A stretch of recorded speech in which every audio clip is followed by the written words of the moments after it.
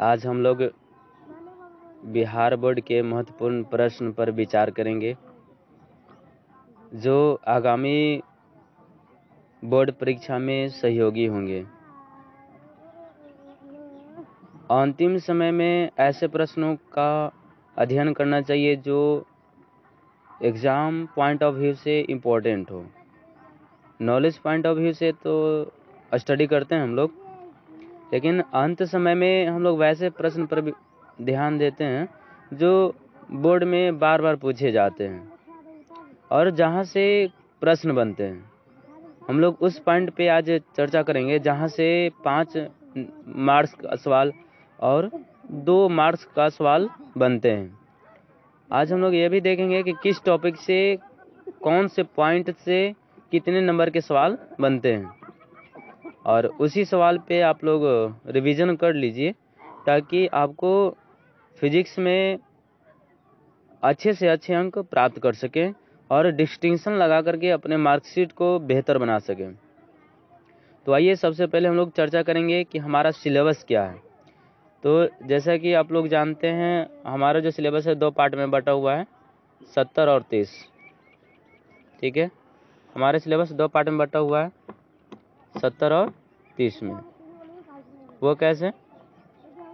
70 number का आपका objective चला जाता है और 30 नंबर का आपका प्रैक्टिकल चला जाता है। 70 और 30 नंबर का हम लोग स्टडी करते हैं। तो हमें थ्योरेटिकल जो पेपर होते हैं बिहार बोर्ड में 70 नंबर के आते हैं। ठीक है, तो इन 70 नंबर में किस टॉपिक से कितने टॉपिक हैं और कैसे कैसे सवाल आएंगे, चलिए देख लेते हैं थोड़ा। तो पहला टॉपिक है इलेक्ट्रोस्टैटिक्स। पहला टॉपिक है इलेक्ट्रोस्टैटिक्स, स्थिर वैद्युत। इसे 8 मार्क्स का कैरी करता है ये चैप्टर। दूसरा है करंट इलेक्ट्रिसिटी, वैद्युत धारा। वैद्युत धारा आपका 7 नंबर का कैरी करता है। Magnetic effect of current and magnetism, यानी कि विद्युत धारा का चुंबकीय प्रभाव और चुंबकत्व, वो आपका 8 मार्क्स का कैरी करता है। ठीक है, अगला चैप्टर चौथा है इलेक्ट्रोमैग्नेटिक इंडक्शन और अल्टरनेटिंग करंट। ये आपका 8 मार्क्स का यह भी कैरी करता है। इलेक्ट्रोमोटिव वेव्स, यानी जो हमारा वैद्युत चुंबकीय तरंग है वो हमारा 3 नंबर का सवाल कैरी करता है। ठीक है, यहाँ पे ऑप्टिक्स है, ये ऑप्टिक्स सबसे ज़्यादा मार्क्स कैरी करता है 14 नंबर का। तो इसमें चैप्टर थोड़ा ब्रॉड है। ठीक है, और 7वीं नंबर में ड्यूअल नेचर ऑफ मैटर, पदार्थ की द्वैत प्रकृति। ठीक है, द्वैत प्रकृति कहने का अर्थ क्या है कि इसमें कण का भी गुण है और तरंग का भी गुण है, उसे हम लोग क्या कहते हैं, द्वैत प्रकृति बोलते हैं। ये कितने मार्क्स का कैरी करने वाला है, 4 नंबर का। एटम एंड न्यूक्लियाई, परमाणु और उसके संरचना से हमारा 6 नंबर का सवाल कैरी करता है। इलेक्ट्रॉनिक डिवाइस, जिसमें हम लोग डायोड, फोटो डायोड, ट्रांजिस्टर और ये जेनर डायोड के बारे में पढ़ते हैं, वो हमारा 7 नंबर का कैरी करता है। और कम्युनिकेशन सिस्टम, संचार व्यवस्था, ये आपका मोस्ट इम्पोर्टेंट है, ये भी आपका 7 नंबर के सवाल बनते हैं। तो इस तरह से टोटल हमारे पास 70 नंबर का टॉपिक तैयार है। ठीक है, तो इन्हीं टॉपिक से हम लोग देखेंगे कि किस पॉइंट से कितने नंबर का सवाल बनेंगे। तो आइए नेक्स्ट पेज देखते हैं।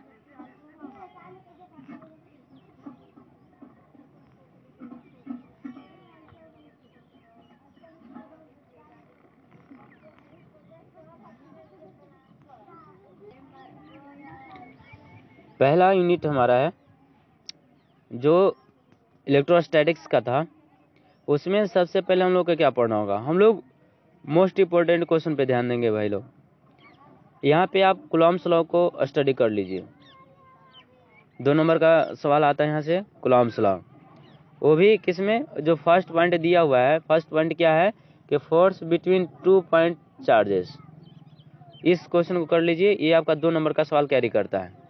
ठीक है, ये आपका 2 नंबर का सवाल कैरी करता है। यहाँ से आप 2 नंबर का सवाल उठा सकते हैं। आगे क्या है, आगे आप ये कर लीजिए, electric field due two point charge. ये आपका 2 नंबर का डिफिनेशन पूछ लेता है कि इलेक्ट्रिक फील्ड क्या है। ठीक है, इसका परिभाषा और फार्मूला साथ में लिख दीजिए और उसके बाद इसका मात्रक लिख दीजिए, यहाँ से हो जाएगा। एक चीज़ यहाँ से electric field due to dipole, dipole से अच्छा ज़्यादा आपका ये कर लीजिए कि torque on a dipole in uniform electric field. तो ये आपका 2 नंबर का सवाल, ये आपका ज़्यादा इम्पोर्टेंट है, ठीक है। वैद्युत द्विध्रुव के कारण वैद्युत क्षेत्र में जो वैद्युत द्विध्रुव रहता है उस पर जो आघूर्ण काम करता है वो आप ऐसे आप लोग स्टडी किए होंगे, ठीक है। Q × E वाला वो आप कर लो, वहाँ से हो जाएगा। और आगे क्या है, आगे देख लेते हैं।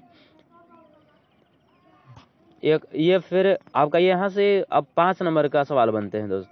5 नंबर कहाँ से बनेंगे, तो यहाँ पे 3 पॉइंट जो देख रहे हो, ये सबसे पहले ये कर लेना है आपको, इलेक्ट्रिक फील्ड और गॉस थ्योरम, इसको कभी छोड़ना ही नहीं है, गॉस थ्योरम को कभी छोड़कर नहीं जाना है।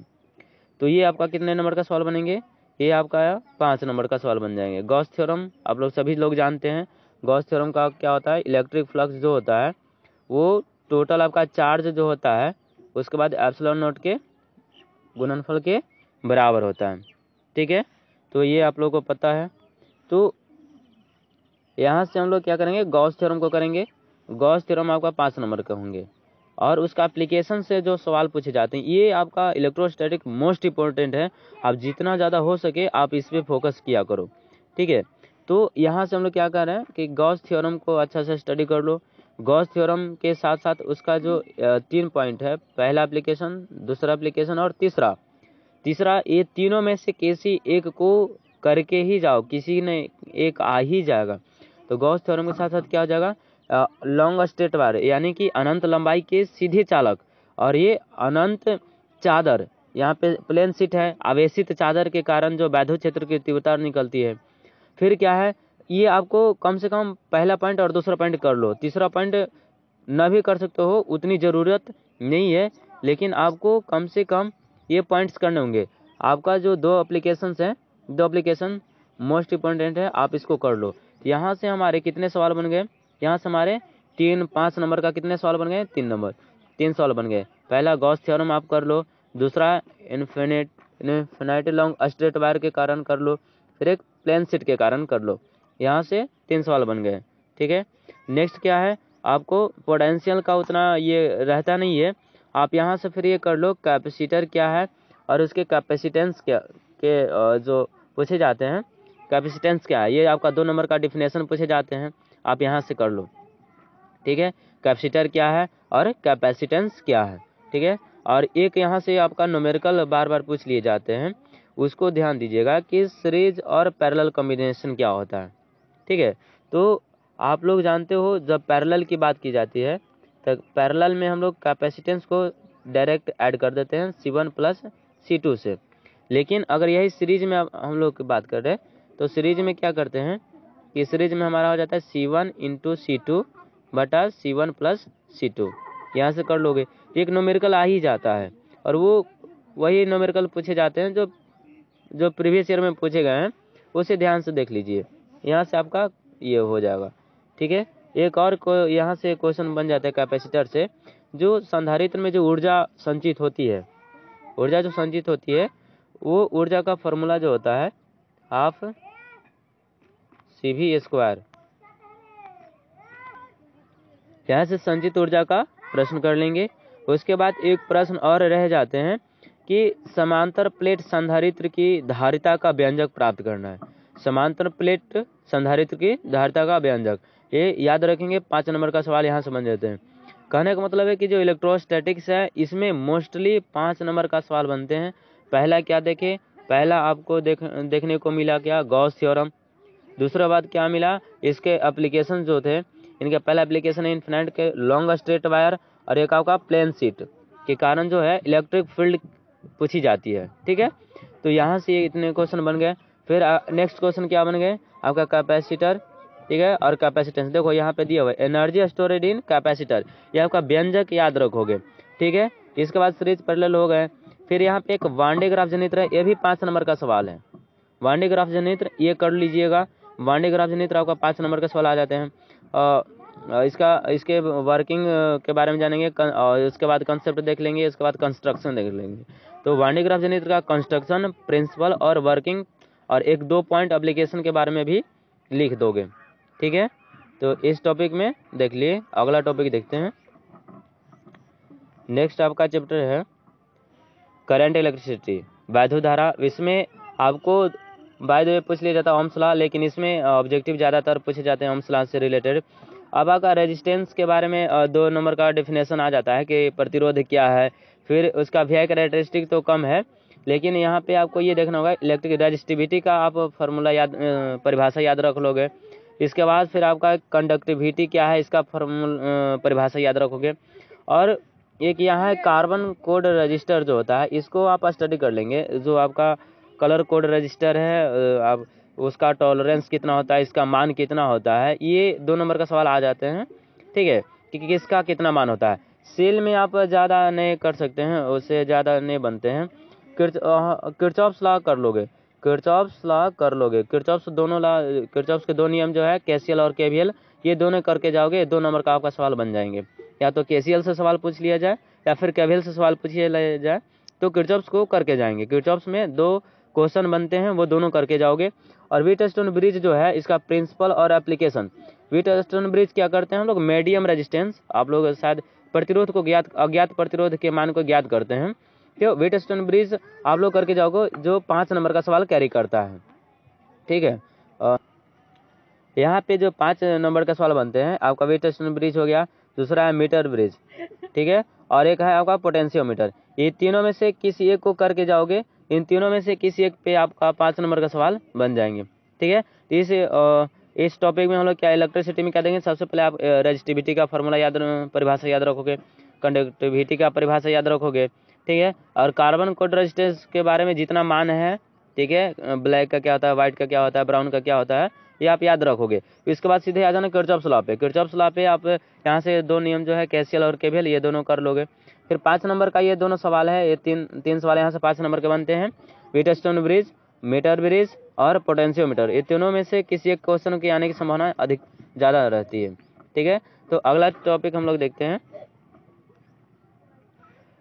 Magnetic effect of current and magnetism, यानी कि इलेक्ट्रिक करंट का मैग्नेटिक इफेक्ट, विद्युतीय धारा का चुंबकीय प्रभाव। इसे सवाल कहाँ से बनते हैं, तो यहाँ से जो डायरेक्ट 5 नंबर का सवाल यहाँ से बनते हैं भाई, बायो-सावर्ट लॉ से।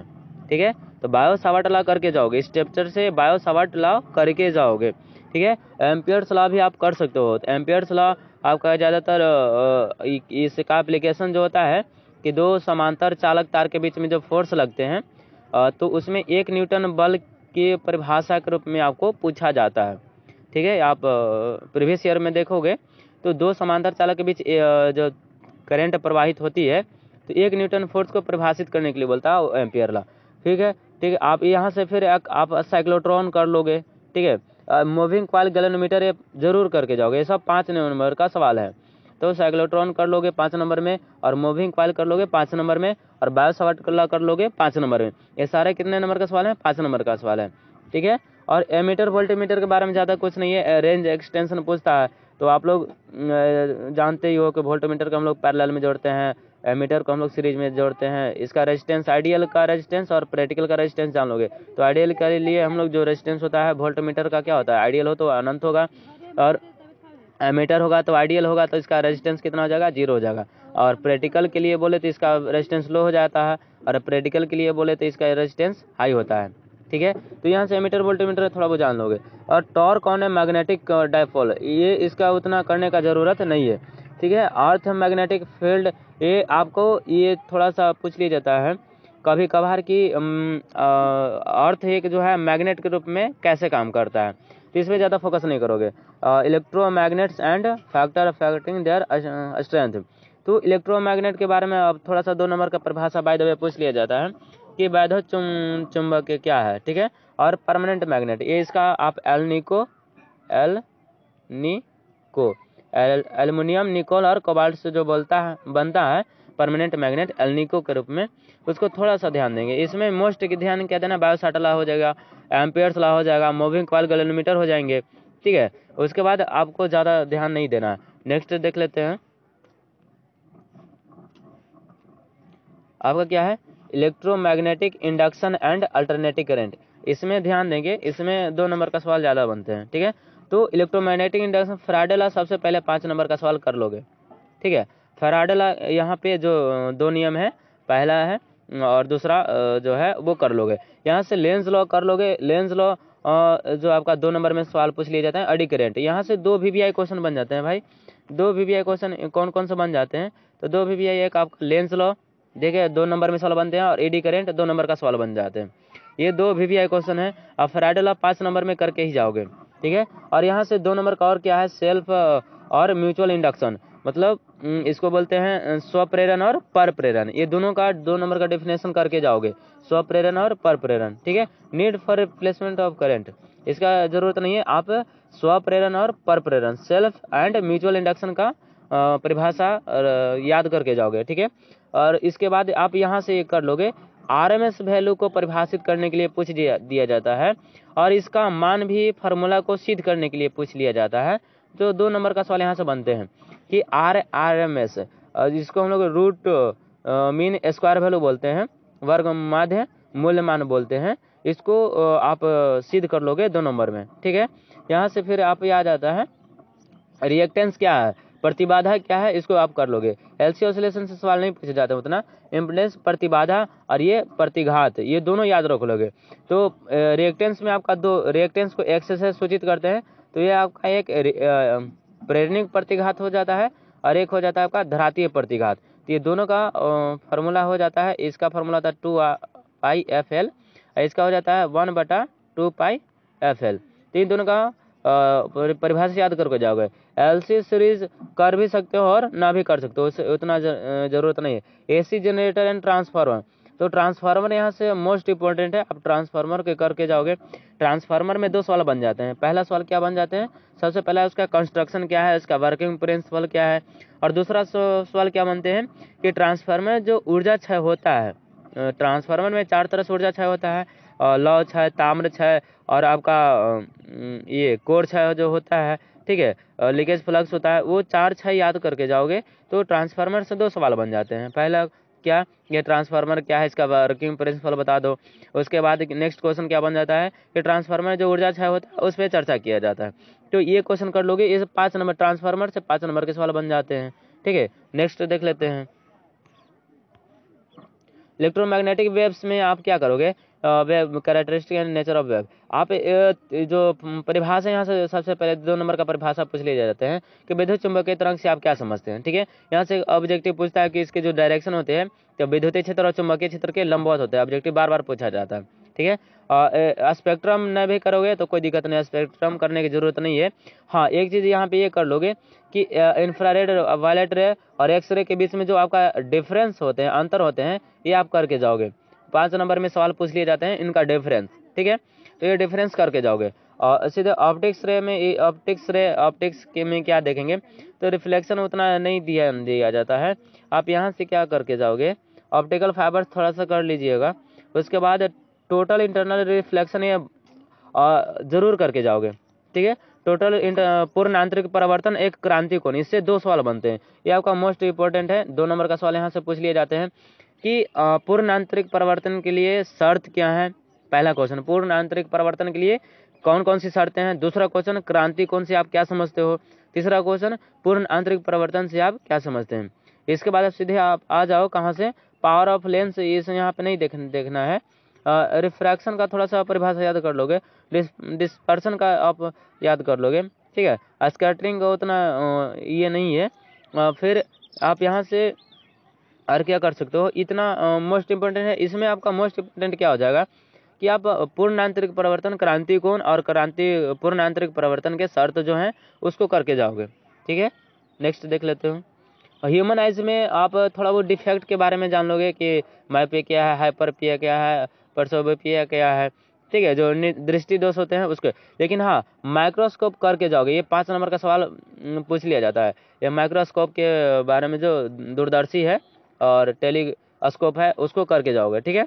यहाँ से हो जाएगा। आपका वेव फ्रंट क्या है, वेव फ्रंट के बारे में 2 नंबर का परिभाषा पूछ लिया जाता है कि आपका प्राथमिक तरंग क्या है, द्वितीयक तरंग क्या है, ठीक है। लॉ ऑफ रिफ्लेक्शन ये करने के इंटरफेक्शन, यंग डबल स्लिट ये करके जाओगे, ये 5 नंबर का सवाल आता है। द्वितीयक छिद्र से जो यंग मॉडल का प्रयोग है ये आपका 5 नंबर में सिद्ध करने के लिए पूछ लिया जाता है, ठीक है। जो इसका एक्सपेरिमेंट है वो करके जाओगे। डिफ्रैक्शन ड्यू टू सनलाइट, ये उतना ध्यान नहीं देना है। माइक्रोस्कोप एंड ये हो गया पोलराइजेशन में कर लो, पोलराइड क्या है, ठीक है, क्लोराइड को करना बहुत जरूरी है। क्लोराइड क्या है, 2 नंबर का सवाल पूछ लिए जाते हैं, ठीक है। और इसका थोड़ा use of plane polarized use कर थोड़ा कर लोगे कि आपका रेलवे में इस्तेमाल किया जाता है, हवाई जहाज के शीशे में कर लिया जाता है, जहाँ पे सनलाइट को और 3D फिगर को देखने में किया जाता है। तो पोलराइजेशन गूगल्स का हम लोग जो यूज करते हैं वहाँ से आप यूज कर लोगे, ठीक है, स्टडी कर लोगे। तो यंग डबल मॉडुलस से यहाँ 5 नंबर के सवाल पूछ लिए जाते हैं। नेक्स्ट क्या है, ड्यूल नेचर ऑफ, यहाँ से आप क्या करोगे, तो फोटो इलेक्ट्रिक इफेक्ट सबसे पहले करके जाओगे। 5 नंबर का मोस्ट इंपॉर्टेंट क्वेश्चन है photo electric effect, most important question है ये, 5 नंबर के सवाल पूछे जाते हैं फोटो इलेक्ट्रिक इफेक्ट, ठीक है। इसके बाद wave nature of particles, de Broglie wavelength, ये नहीं करना है। 10% जर्मन एक्सपेरिमेंट भी नहीं करोगे, हार्ट लेंस ऑब्जर्व ये भी नहीं करोगे। यहाँ पे डी ब्रॉगली से थोड़ा सा सवाल पूछ लीजिए, डी ब्रॉगली का जो प्रिंसिपल सिद्धांत है उसको थोड़ा सा आप देख लोगे, ठीक है। लेकिन आप मोस्ट इंपॉर्टेंट क्या हो जाएगा, फोटो इलेक्ट्रिक इफेक्ट, जो 5 नंबर के आपका सवाल पूछ लिए जाते हैं, ठीक है। एटम और न्यूक्लियस में आप ज़्यादातर क्या याद रखोगे, रदरफोर्ड मॉडल तो करके ही जाओगे, रदरफोर्ड मॉडल करके जाना है। उसके बाद आपका इमिशन के बारे में उतना नहीं है, बोर मॉडल करके जाओगे, ठीक है। रदरफोर्ड मॉडल हो गया और बोर मॉडल है, तो ये दोनों में से किसी एक मॉडल पे 2 नंबर का आपका कमेंट्स यानी नोट शॉर्ट नोट्स के लिए पूछ लिए जाते हैं। और थोड़ा सा आइसोटोप और आइसोबार के देकर जाओगे, आइसोटोन्स है, इसमें क्या हो जाता है कि समस्थानिक और संभारिक से एक ऑब्जेक्टिव आपको पूछ लिए जाते हैं, और उसमें आपको पूछ लिया जाएगा कि कौन सा समस्थानिक है, कौन सा संभारिक है, कितने इलेक्ट्रॉन या कितना द्रव्यमान का आपका आदान प्रदान हुआ है, तो वहाँ से कर ले जाओगे। फिर रेडियो एक्टिविटी में आप क्या कर सकते हो कि अल्फा बीटा और गामा के बीच में जो प्रॉपर्टीज है, गुण है, वो जिसके बीच में अंतर होता है, ये आपको मोस्ट इंपॉर्टेंट करके जाना है, ठीक है। अल्फा बीटा और गामा का ये 5 नंबर का सवाल बन जाते हैं यहाँ से, ये करके जाओगे। मास डिफेक्ट एंड वेंज एनर्जी, ये इसका आपको नहीं करना है। न्यूक्लियर फिजन में थोड़ा बहुत देख लोगे कि कौन सा हम लोग यूरेनियम का कौन सा समस्थानिक जो हम लोग इस्तेमाल करते हैं, ऐसे ज़्यादा सवाल नहीं है। मेन आपको क्या है, अल्फा बीटा गामा को 5 नंबर में आपको ध्यान देना है। एक बोर मॉडल हो गया, रदरफोर्ड मॉडल हो गया, और थोड़ा सा समस्थानिक संभारिक ये करके जाओगे, ठीक है। ड्यूल नेचर में आप फोटो इलेक्ट्रिक इफेक्ट करके ही जाओगे। और थोड़ा सा डी ब्रॉगली का सिद्धांत जो है, डी ब्रॉगली का सिद्धांत 2 नंबर में या 5 नंबर में आ जाए तो उसके करके जाओगे, ठीक है, उसमें छोड़ना नहीं है। फिर आगे क्या है, 9 नंबर इलेक्ट्रॉनिक डिवाइस सर्किट में क्या करना है, तो सेमीकंडक्टर के बारे में आपको जानना है। एक्सट्रिंसिक जो शुद्ध और अशुद्ध अर्धचालक है उसके बारे में जानना है। डायोड के बारे में आप लोग पता है, यहाँ पे एक और ये करना होगा कि पी टाइप और एन टाइप सबसे ज़्यादा सवाल पूछे जाते हैं कि पी टाइप सेमीकंडक्टर क्या है, एन टाइप सेमीकंडक्टर क्या है, ठीक है। यहाँ पर एक क्वेश्चन भी ये बन जाते हैं कि जो हम लोग ऊर्जा बैंड के आधार पर, किसके आधार पर ये करके जाओगे, ऊर्जा बैंड के आधार पर, ऊर्जा बैंड के आधार पर हम लोग चालक हो गया, कुचालक हो गया और अर्धचालक हो गया, तो ये क्वेश्चन करके जाओगे। ये मोस्ट इंपॉर्टेंट क्वेश्चन बन जाते हैं कि ऊर्जा बैंड के आधार पर चालक, कुचालक और अर्धचालक को परिभाषित कीजिए, 5 नंबर के सवाल बन जाते हैं, ठीक है। और यहाँ से आप डायोड कौन कौन सा डायोड पढ़ोगे, तो डायोड के सबसे पहले पी टाइप पढ़ लोगे, एन टाइप पढ़ लोगे, और डायोड में आपका जेनर डायोड सबसे ज़्यादा पढ़ोगे, ठीक है। जेनर डायोड पढ़ लोगे, एक नॉर्मल डायोड होंगे, ठीक है। कैरेक्टरिस्टिक थोड़ा बहुत पूछ लिया जाता है 5 नंबर में, तो डायोड का जो हम लोग अभिनति करते हैं, अग्र अभिनति और पश्च अभिनति, तो वहाँ से कैरेक्टरिस्टिक का सवाल बन जाते हैं। जिसको देखो यहाँ पे रेक्टिफायर दिया हुआ है, तो रेक्टिफायर जब भी पूछे जाएंगे तो डायोड के साथ रेक्टिफायर लगा कर क्वेश्चन पूछे जाते हैं, ठीक है। तो डायोड का एक हाल्फ वेव है और एक फुल वेव होता है, ठीक है, एक अर्ध तरंग और एक पूर्ण तरंग। तो अब किसको करके जाओगे, तो ज़्यादा करके जाओगे पूर्ण तरंग को, हाफ वेव के बारे में नहीं पूछा जाता है। तो रेक्टिफायर किसके बारे में पूछे जाएंगे 5 नंबर में, ये आपका फुल वेव कहेगा कि डायोड क्या है, पूर्ण तरंग दृष्टिकारी को आप डिस्क्राइब करो, ठीक है। ट्रांजिस्टर से आप कौन सा सवाल करके जाओगे, तो ट्रांजिस्टर में आप देख लेंगे ट्रांजिस्टर क्या है, परिभाषा थोड़ा सा जान जाओगे, ट्रांजिस्टर के प्रकार जान जाओगे। ट्रांजिस्टर का 2 प्रकार होते हैं, एक पीएनपी और दूसरा प्रकार होता है एनपीएन, ठीक है। इस 2 प्रकार के ट्रांजिस्टर हैं। लेकिन यहाँ से आपका ये एम्पलीफायर के रूप में पूछा जाता है, तो कौन सा एम्पलीफायर करोगे, कॉमन इमीटर वाले। ये क्वेश्चन 5 नंबर में आ जाते हैं, आप इसको करके जाओगे, ठीक है, कॉमन इमीटर एम्पलीफायर, ठीक है। इसका एम्पलीफायर जो पूछा जाता है ट्रांजिस्टर में, ये आप करके जाओगे, ठीक है। एनालॉग एंड डिजिटल सिग्नल, इसमें आप क्या है कि 2 नंबर के सवाल पूछे जाते हैं कि एनालॉग सिग्नल क्या है और डिजिटल सिग्नल क्या है, उसके बारे में लॉजिक गेट तो कन्फर्म करके ही जाना है। और गेट है, एंड गेट है, नॉट गेट है, नैंड गेट है और नॉर गेट है। ये लॉजिक गेट के रूप में आप बुलियन अलजेब्रा को दे करके जाओगे। ठीक है, बुलियन अलजेब्रा का सबसे मस्त फार्मूला क्या है, आप यहाँ से थोड़ा सा देख लेते हैं। आप इसको करके जाओगे, इसको आप याद रखोगे। ठीक है, आप याद रखना, ये पहला होता है 0 हो जाता है, उसके बाद 2 हो जाता है, 2 दूनी 4 हो जाएगा, 4 दूनी 8 हो जाएगा, 8 दूनी 16। यहाँ से हम लोग कन्वर्ट कर सकते हैं। ठीक है, जैसे मान के चलो कि अगर 7 लिखना है, ठीक है, 2 के पास 0 के मान 1 हो जाएगा, सॉरी, तो 3 लिखना है तो इसको और इसको ले लेंगे। अगर मान के चलो 8 लिखना है तो इसको और इसको ले लेंगे, बाकी को 0 लगा देंगे, जिसको यूज करेंगे उसके नीचे 1 लगा देंगे। तो ये आपका इस तरह से द्विधारी संख्या और बाइनरी से डिजिटल में कन्वर्ट हो जाते हैं। ठीक है, एनालॉग से डिजिटल में आपका सिग्नल कन्वर्ट हो जाते हैं। ठीक है, नेक्स्ट और क्या बचा हुआ है प्रश्न देख लेते हैं। ये आपका कम्युनिकेशन सिस्टम, ये आपका मोस्ट इंपॉर्टेंट टॉपिक है भाई। कम्युनिकेशन सिस्टम में क्या करोगे, तो टर्मिनोलॉजी आपको याद रखना। ब्लॉक डायग्राम तो बार बार पूछ लिया जाता है, 5 नंबर में ब्लॉक डायग्राम करके ही जाओगे। ठीक है, ब्लॉक डायग्राम करके जाओगे। बैंडविड्थ इतना नहीं देखना है, electromagnetic wave propagation in the atmosphere, इसको modulation and its amplitude production sky, ये करके जाओगे। ठीक है, यहाँ से ये हो जाता है। इसमें आपका 3 कम्युनिकेशन में सबसे पहले ब्लॉक डायग्राम क्या है, ट्रांसमीटर क्या है, रिसीवर क्या है। ठीक है, संचार व्यवस्था से आप क्या समझते हैं, 2 नंबर के परिभाषा आ जाते हैं। फिर यहाँ से आपका फैक्स के बारे में पूछ लिया जाता है, फैक्स क्या है। फिर इसके बारे में आपका कमेंट में ईमेल के बारे में पूछ लिया जाता है, ईमेल क्या है। तो इस तरह से ये 2 टर्म आ जाते हैं। और इसके बाद एक 5 नंबर का सवाल ये भी बन जाता है, 3 क्वेश्चन बन जाते हैं कि भू तरंग हो गया, आकाशीय तरंग हो गया, एक व्योम तरंग हो गया। तो ये तीनों का आपको प्रोपगेशन पूछ ली जाते हैं। यहाँ पे जो है आपका प्रोपगेशन पूछा गया है, तो प्रोपगेशन से आपका 3 प्रोपगेशन होता है, वो तीनों प्रोपगेशन करके जाओगे। तो इतना आपके लिए मोस्ट है, आप इस पर रिविजन कर लो। 1-2 दिन का समय बचा हुआ है, तो आप अच्छे से अच्छे अंकों को पा सकते हो। तो बाकी वीडियो अच्छा लगे तो थैंक यू, धन्यवाद।